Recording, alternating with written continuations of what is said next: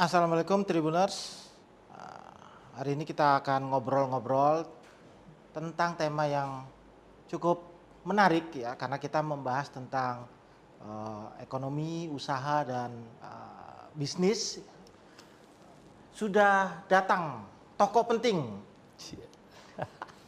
ini di Sumatera Selatan ya, yaitu Ketua Kamar Dagang dan Industri Sumatera Selatan, Bapak Afandi Uji.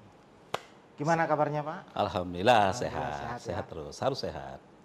Cuaca Palembang lagi Cuaca Palembang ini bagus. bagus ya? Iya. Hujan, jadi kabut asap bisa hilang. kabut asap hilang. Ini bagus juga untuk bisnis ya? Harus dong, harus optimis kita.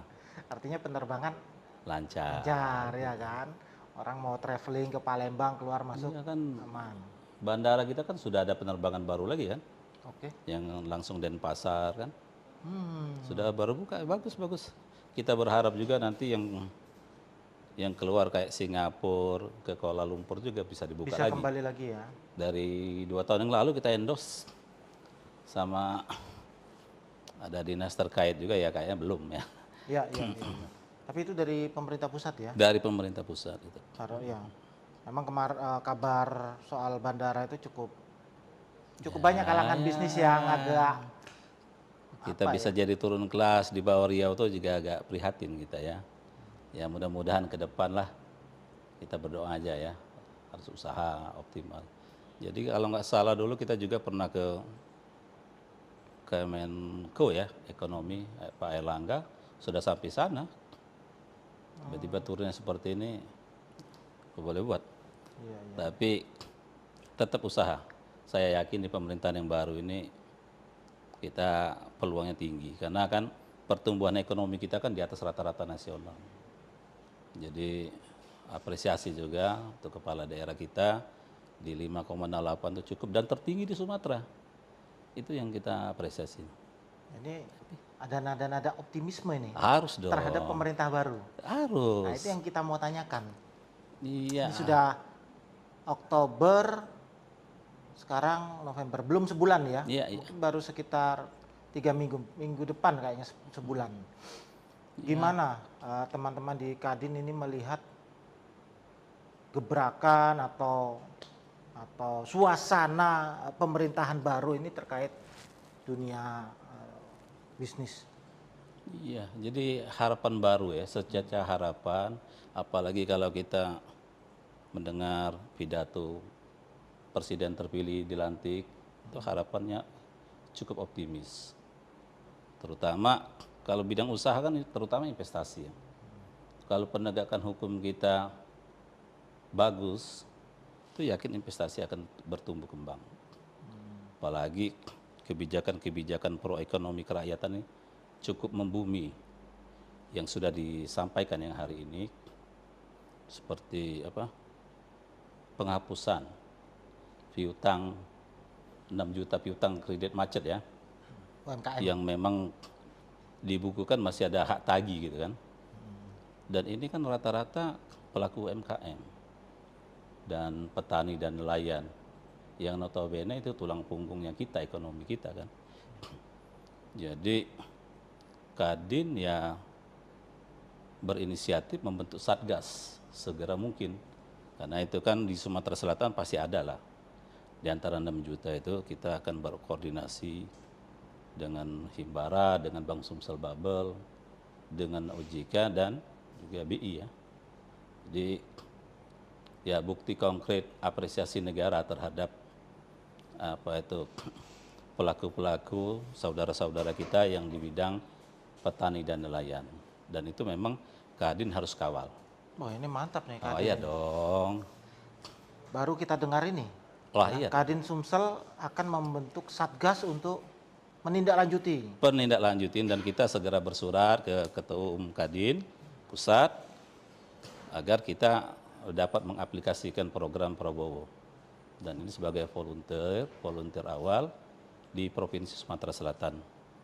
Kita sudah 2 kali rapat untuk menyambut, mengawal Kepres 47 tahun 2024 mengenai penghapusan piutang macet UMKM. Apa poin paling penting di situ? Apakah ingin memastikan mereka yang para UMKM yang berhak atas piutang itu tapi terlewat atau seperti apa? Kita pendampingan ya, Hmm. pendampingan data-data base yang dari mereka, jangan sampai yang memang berhak menerima dan yang seharusnya ini kan mereka ini terjebak pinjol semua. Dan itu ya kalau kita lihat di TV, di media hari ini ya, ada sampai yang jual ginjal ke India segala macam kan. Nauzubillah min dzalik, itu saudara-saudara kita juga. Jadi Kadin ya, Kadin ini mungkin akan kami review dikit. Saya akan sampaikan dikit bahwa kita ini dibentuk melalui undang-undang. Jadi seluruh pelaku usaha di Indonesia, terutama di Sumatera Selatan ya, baik UMN ataupun koperasi, asosiasi dan himpunan itu payung utamanya adalah Kadin. Nah, jadi dengan implementasi kebijakan Pak Prabowo Gibran ini, kita berinisiasi membentuk Satgas tadi. Pendampingan dalam rangka jangan sampai yang memang berhak menerimanya itu terabaikan. Itu mungkin yang paling utama. Ini Satgas ini nanti apakah di kabupaten kota juga ada, Ya, akan ada kita di 17 jalur? kabupaten kota ada, dan di Sumatera Selatan sendiri kita ada namanya Kadin Business Solution Center. Jadi mereka-mereka ini nanti kita juga akan edukasi pendampingan. Bagaimana pasca mereka diputihkan dan mereka mungkin berhak lagi mendapatkan pinjaman dari perbankan, dan mungkin ya tugas kita lah sebagai Kadin untuk bagaimana cara mereka mendapatkan yang pinjaman di perbankan. Jangan salah kan, karena kompetisi perbankan hari ini kan ada di pinjol-pinjol ini yang sangat mudah tanpa anggunan segala macam itu, padahal mereka terjebak. Ini yang kita mau selamatkan, dan ini yang saya lihat ini salah satu program Astacita dari Presiden terpilih Prabowo Gibran. Ya, jadi pinjol ini memang perangkap, ya kan? Jadi bukan hanya terjebak secara pasif si para pelaku UMKM nih, warga ya, tapi memang ini perangkap yang Iya, sistematis. jebakan. Kasihan. Dan mereka nggak ada pilihan lain. Nggak ada pilihan lain kan. Kita juga harus akui ekonomi kita sedang tidak baik-baik saja. Untuk mencapai 8% pertumbuhan ekonomi, makanya kan ada program 3 juta rumah, yang ada gizi segala macam itu kan. Itu kalau kita nggak bahu-membahu, kita nanti berat. Itulah Kadin sebagai lokomotif mitra strategis pemerintah, gerak cepat juga Ya, ya. untuk mensupport menuju 8%. Ya, ya. Gitu. Terkait dengan kepres tentang penghapusan piutang tadi, Pak Afandi, sudah adakah mungkin indikasi awal dari 6 juta itu ada berapa besar di Palembang? Itu yang lagi kita bentuk tim ini. Begitu surat keluar dari Ketum Pusat, kita langsung sosialisasikan, beraudiensi dengan pihak terkait, BI, OJK, dan perbankan, termasuk juga Bank Sumsel, dan mungkin yang paling banyak BRI pastinya, di bank-bank rakyat itu, ya, mungkin kita Satgas ini nanti yang akan turun, mendatabase ke seluruh kabupaten kota yang ada di Sumatera Selatan. Dan kita memang bentuk posko sendiri. Mungkin ada hotline-nya juga mungkin ya. Dan ini saya baru ngomong di sini, nanti kita memang public release bener. Jadi spill dulu ya, nggak apa-apa lah di sini. Nggak apa-apa, ngomong dulu sama Bung Yudi, Tribun. Iya, iya. Menarik karena selain mendampingi bagaimana mereka bisa mendapat, ini insentif atau apa ya dari pemerintahan ya? Penghapusan piutang, bukan insentif bukan lagi insentif ya. ya. Ini memang yang apa kebijakan ya? Kebijakan pemerintahan baru ini ya. Iya, iya, iya. Ya mungkin, dan juga kita apa ya? Kalau lihat dari kemarin Pak Asim ada bilang itu ada ya konglomerat pengemplang pajak dari sektor perkebunan, macam-macam. Iya, iya. Jadi ini kan kita apa ya, dari 140 juta penduduk kita itu setara dengan 8 orang Indonesia yang konglomerat. Bayangin loh. Jadi kita memang harus apresiasi gebrakan kebijakan yang baru ini untuk itu salah satunya aja. Salah satunya, Mungkin betul. kebijakan-kebijakan regulasi yang lain yang akan keluar. Apalagi kan di sektor perumahan, ada penghapusan BPHTB dan segala macam itu banyak. PPN dan BPHTB. Iya, iya, iya. Jadi itu mungkin bisa mengupgrade ekonomi kita, apalagi sektor perumahan kan banyak itu dampaknya terhadap paku, seng, semen, pasir segala macam itu pasti kan. Tukang. Jadi apa? Bisa padat karya juga nanti kan. Itu kalau bisa teraplikasi, apalagi kan ada kementerian baru, ya, Kementerian Perumahan. Kementerian Perumahan yang saya dengar memang selama ini diharapkan oleh pelaku-pelaku perumahan ya. Itu yang saya dengar. Jadi mungkin ya matching lah ya. Dengan terobosan ya penambahan struktur kabinet baru ini juga kan ya menjawab tantangan ke depan. 8%. Jadi di-mention soal kementerian baru perumahan, dan dalam waktu 2-3 minggu kan cukup banyak muncul ide-ide dari menteri baru itu. Gimana menurut Kadin Sumsel nih melihat apa ya? Entah itu manuver atau ide dari menteri baru ini seperti apa? Ya, Banyak ya. Kalau orang dagang nih males kalau dengar kajian-kajian gitu ya. Kita ini harusnya aplikasi semua. Jadi nggak apa-apa lah kalau yang namanya juga orang menteri ngomong sumbang tanah lah segala macam, itu bagus lah. Itu sebagai stimulan ya untuk ya mungkin konglomerat lain kan tertarik juga untuk sumbangsi. Soalnya kalau nggak keroyokan kita berat. Ada usulan ke DPR itu tanah sitaan negara dari koruptor gitu, diminta untuk perumahan rakyat. Bagus. Karena makanya tadi kembali ke penegakan hukum kan. Jadi pelaku usaha di Indonesia juga kan pengen hukum itu ditegakkan dan korupsi itu dikurangi lah. Artinya kan apalagi investor dari luar. Itu kan bagian dari penegakan hukum. Kalau memang tanah sitaan itu memang secara apa itu kajian dari KJPP-nya harganya matching ya apa boleh buat ya. Tapi kan kalau forecasting dari negara kan itu untuk MBR gitu kan. Jadi mungkin biasanya kan kalau sitaan tuh ya kita tahu kan sitaan ya kan, kecuali memang kebun-kebun yang memang pelaku industri dari bidang perkebunan ya di perifer itu yang mungkin harganya masih bisa masuk. Jadi meskipun visible. Sitaan harganya kan harga kalau sitaan di tengah kota gimana? Atau harga pasar atau harga NJOP ya mungkin. Di situ nanti ada gedung, ada hotel, gimana? Tapi nggak tahu ya kalau itu memang nanti ada regulasi baru atau diuangkan atau dibeliin jadi aset lahan yang memang program negara ini, mungkin kita nggak tahu, itu pasti kementerian terkait sudah punya strategi khusus lah itu. Ya. Mudah-mudahan memang apa ya, bukan wacana tetapi ada yang bisa harus dong. Kalau kita lihat ini belum 2 minggu Pak Prabowo kan sudah keluar negeri, kebijakan itu kan cari investasi. Cari investasi. Jadi bukannya gagah-gagahan. Ya kita harus apresiasi juga kan. Jadi semua kerja keras. Nah, Kadin sebagai mitra strategis pemerintah di bidang perdagangan dan industri ya memang harus nge-match kan mitra strategis, dan ini memang undang-undang yang ngatur gitu. Makanya selalu bermitra kita, karena sebelum MOU atau segala macam biasanya Kadin dulu lah datang ke mereka 2 bulan 3 bulan baru kepala negara hadir, kan hanya mereka hanya nyaksiin. Tapi pengusaha-pengusahanya dulu kan yang ketemu. Itu biasanya.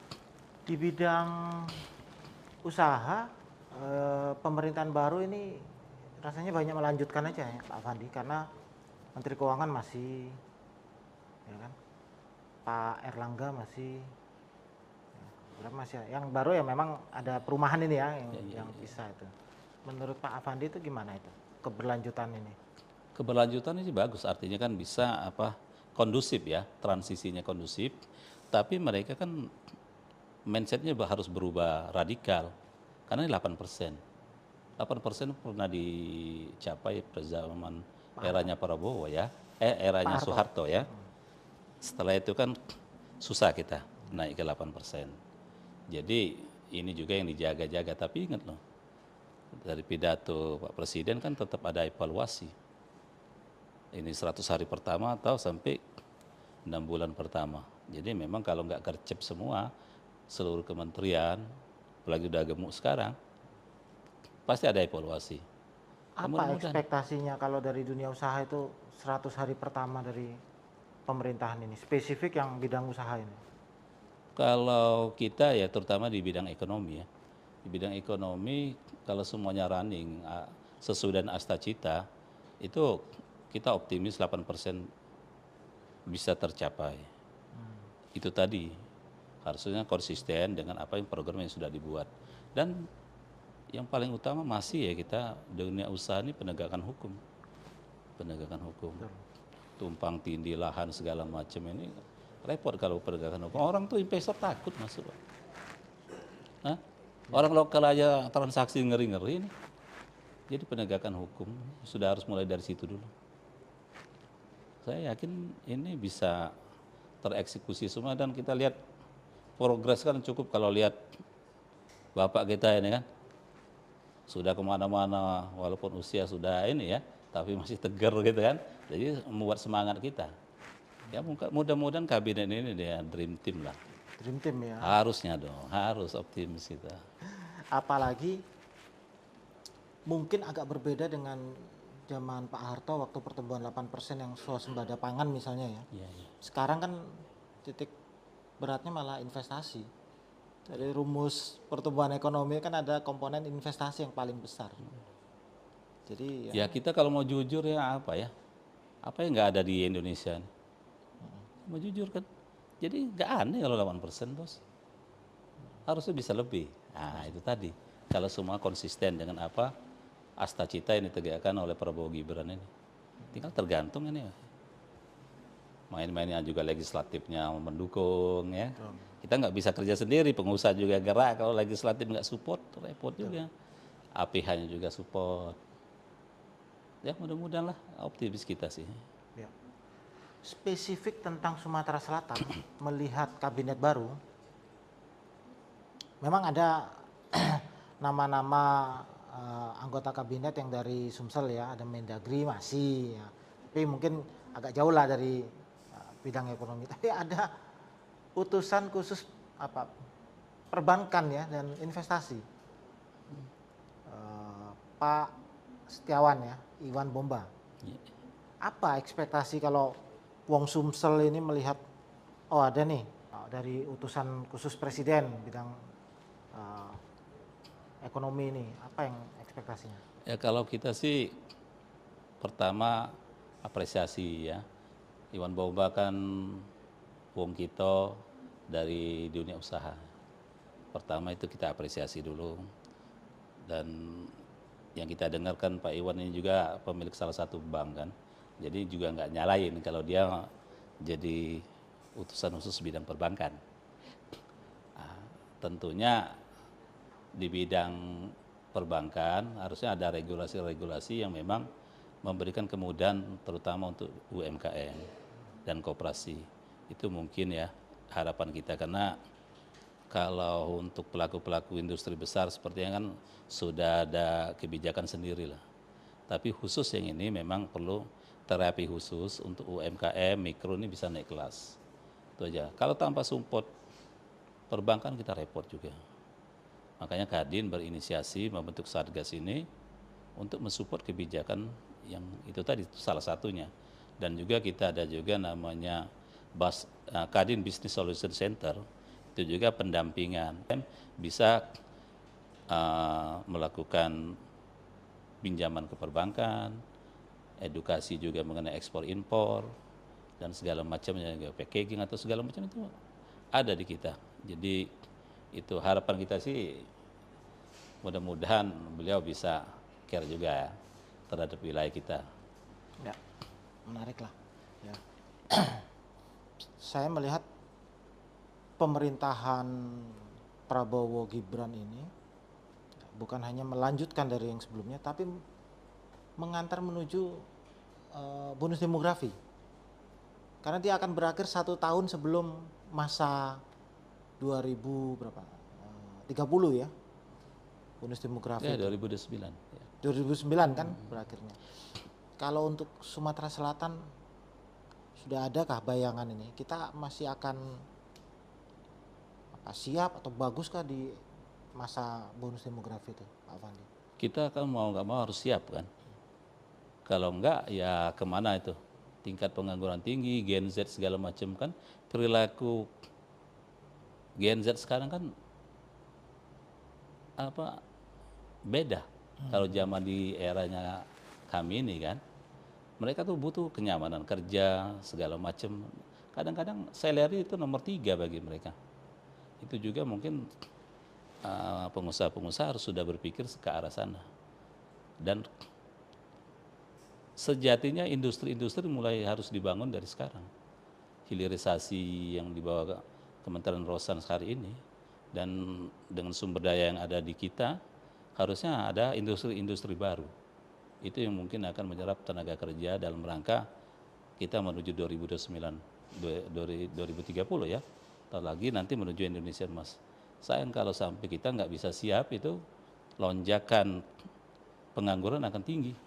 Kalau sampai kita nggak siap, kita berharap banyak ini, mulai dari UMKM-nya sudah kita gerakan, hilirisasinya juga jalan, industrinya juga jalan. Jadi kita di Kadin ini ya berusaha juga teman-teman di Kadin ya, walaupun kecil-kecilan masuk juga lah ke sektor industri. Walaupun sebagian besar ada juga kontraktor, perdagangan, ya ada beberapa sudah mulai masuk ke sektor industri dan itu kita dukung, pusat juga dukung. Sumber daya kan ada di daerah. Ya, Kebijakan, duit ada di sana, Bos. Ya. Nah, jadi kita gimana cara kita meraihnya melalui jaringan di circle Kadin ini banyak manfaatnya banget. Kelebihan Sumsel itu adalah di sumber daya alam ya. Iya. Energi, sumber daya alam yang kedekatannya. Tapi apa tantangannya untuk industrialisasi, hilirisasi di Sumatera Selatan? Mungkin sudah ada spill ini, ada apa sektor baru atau industri baru yang masuk. Jadi ya apa ya? Kalau di Sumsel ini memang yang selalu jadi pembicaraan itu selalu Tanjung Carat ya. 7 gubernur sudah berlalu tuh Tanjung Carat nggak jalan-jalan. Itu kalau sempat jalan itu sangat banyak membantu. Seperti kita kemarin Kadin melonsing kopi ya, juga rekor muri kopi Sumsel. Kita tuh berharap itu ekspor kopi itu nantinya dari Sumatera Selatan, jangan dari tetangga sebelah. Itu kan salah satu juga ini. Dan pelabuhan kita di Bombar itu sudah nggak layak lagi. Jadi memang nggak mau harus ada alternatif untuk. Nah, jadi kalau di sana dibangun industri-industri ataupun storage untuk pengelolaan kopi atau storage penampungan ikan dan segala macam, atau lagi nanti industri bahan kimia yang masuk ke sana, pabrik ban masuk ke sana, semua itu bisa jalan semua. Oke. Jadi kalau tapi itu kan gejala itu skala besar dan ini kita sih berharap apa dari periode lama ya, harusnya waktu ada menterinya orang-orang kita ini harusnya masuk di penugasan. Kalau Tanjung Carat itu masuk di penugasan kan beda. Kenapa? Itu sudah ada contoh di Kalimantan Barat itu penugasan. Kalau secara visibility ekonomi mungkin nggak masuk. Tapi kalau penugasan gimana? Ya kan? Macam-macam lah. Namanya juga penugasan harus jalan. Apa dari sektor apa itu keamanan negara, macam-macam kan. Tapi kalau memang cari kajian ekonomi, selalu untuk kajian ekonomi. Makanya 7 gubernur kita nggak siap-siap, Bos. Tapi kajian ekonomi masuk. Harusnya ya. Tapi Visible, memang nggak long term ya. Iya, harusnya masuk. Harusnya masuk. Nggak ada pilihan lain kita. Ya kan? Kayak sekarang, jalan tol Prabu mulai Muara ini itu harusnya jalan. Kenapa stop? Itu kan tugas-tugasnya. Kalau Kadin udah teriak-teriak juga lah, ya kan? Itu kalau sampai Prabu Muli Muarani itu terbuka, arus barang masuk terutama sumber daya alam ya, batu bara, itu kan bisa mudah. Nggak ribet yang kayak sekarang kejadian-kejadian ini. Juga regulasi kemarin apa tuh dari Kementerian SDM yang mempersulit apa tuh RKAD, rencana apa tuh tambang itu susah keluar. Itu pernah kita kan di year on year kuartal 1 itu kan kita turun data BI loh. Dan itu dari sana sumber daya alam. Jadi memang regulasi itu kadang-kadang kalau nggak didobrak sama petinggi-petinggi kita ini ya memang harus ini. Dan Kadin tuh siap bermitra siapapun nanti terpilih. Ya kan? Siapapun lah pokoknya. Nah ini semakin Iya, menarik, iya, iya, semakin iya, dekat iya. kita bahas ini ya.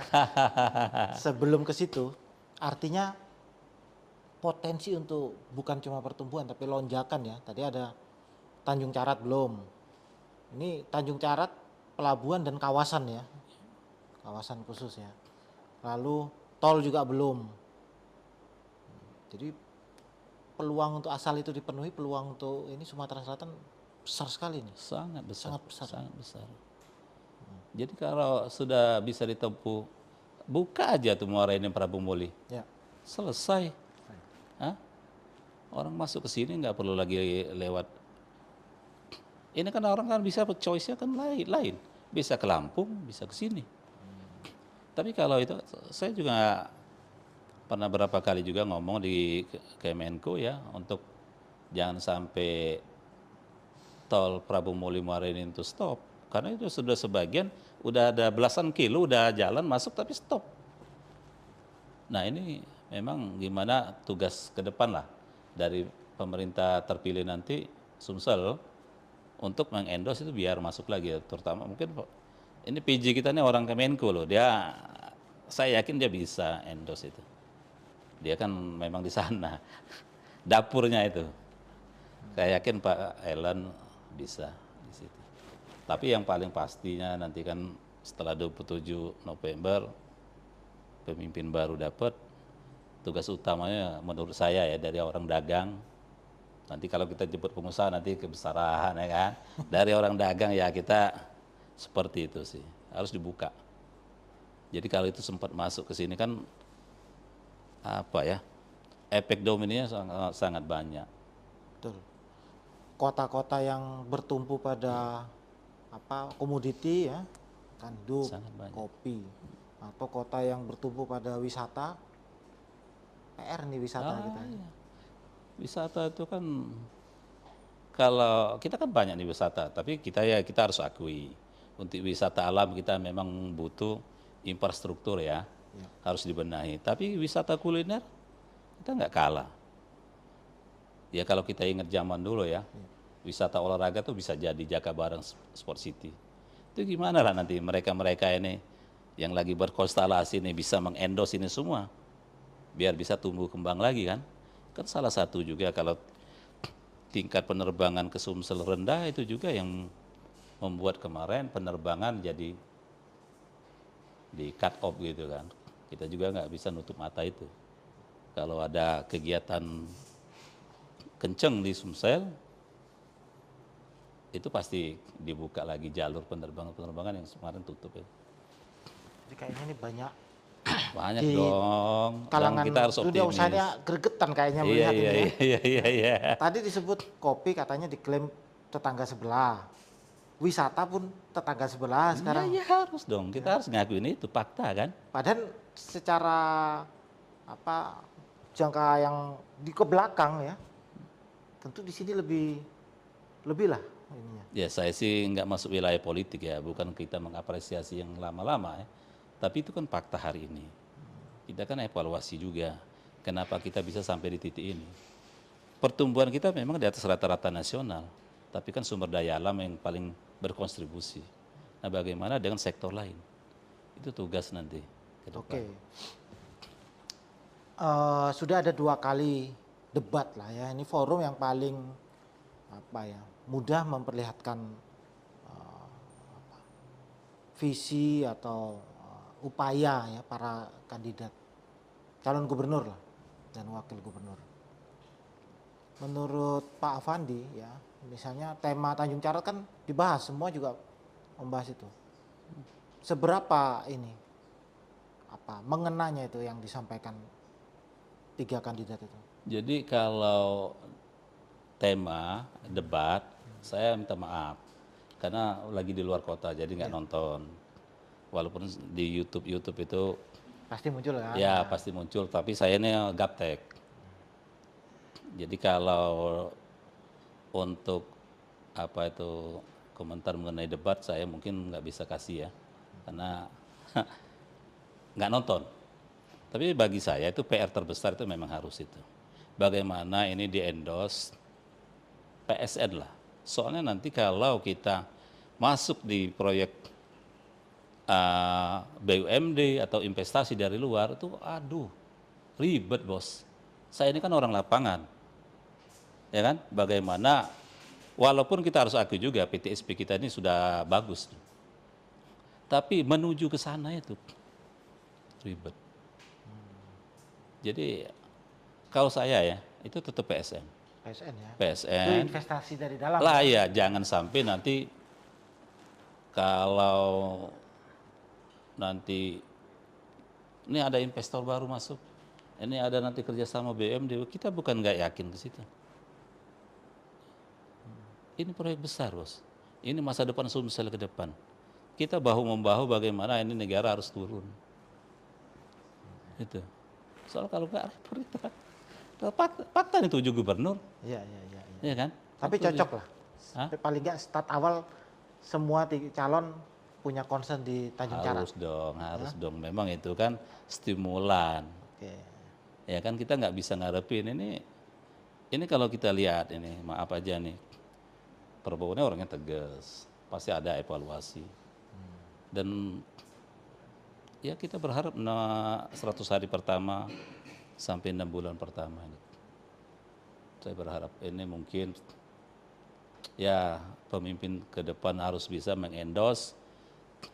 Kalau dari kacamata saya ya, untuk infrastruktur mungkin Tanjung Carat dan jalan tol Prabu Muli Muara Enim itu jalan di samping yang lain-lain. Yang sekarang sudah proses ya, kapal betung ya. Iya, kapal betung ya sudah running lah.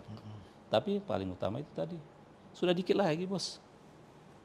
Saya nggak ada kepentingan bisnis di sana, tapi menurut analisis ekonomi kita itu bisa membuka terobosan baru. Iyalah. Ya, Paling sekarang kan kita nih angkutan batu bara udah jadi 18 jam.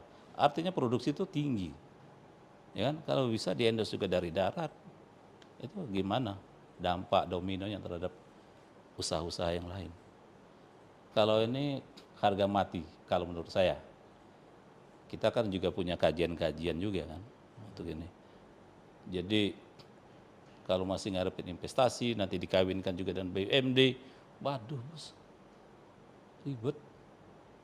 Ini teman-teman kita kan banyak juga orang-orang yang memang kalau ini datang ke kita ini, terutama teman-teman dari pusat kan, kita bukan nyalain regulasi segala panjang. Ujung-ujungnya orang MOU cari-cari investor, broker-broker yang nanti datang.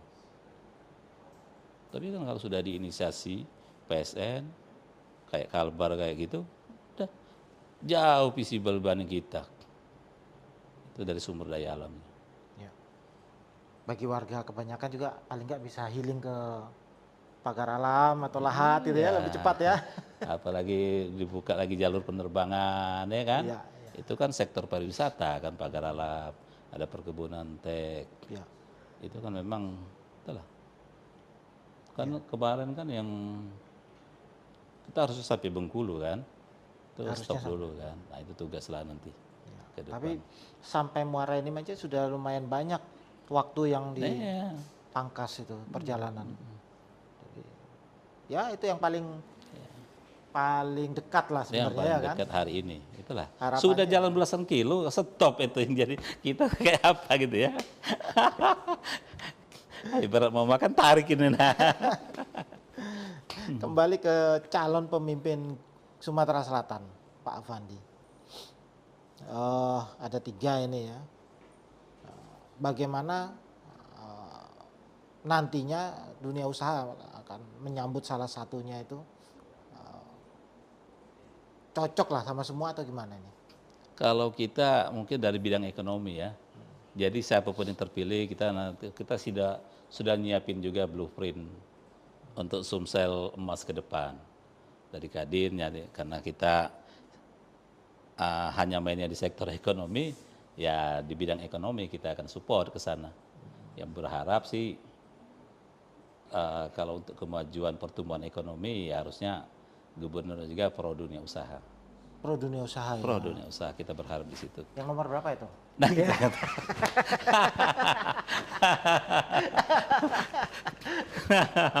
karena di Kadin ini heterogen, Pak. Iya. Heterogen, ada 01 ada, 02 ada, 03 ada. Kita nih apa ya, politik kita nih politik kesejahteraan. Jadi itu aja.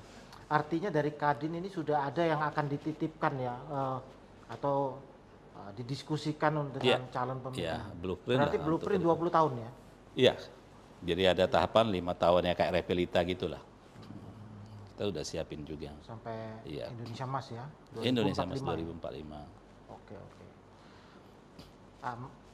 Secara umum selain pemilihan gubernur ada juga kabupaten kota. Apa harapannya ini para calon bupati dan wali kota ini? Ada 17 kota kabupaten. Kota. Saya kira berharap sama sih. Ya. Jadi kalau daerahnya mau berkembang, sejatinya harus bermitra juga dengan Kadin. Karena sayang circle Kadin ini orang dagang semua dan jaringannya kan internasional.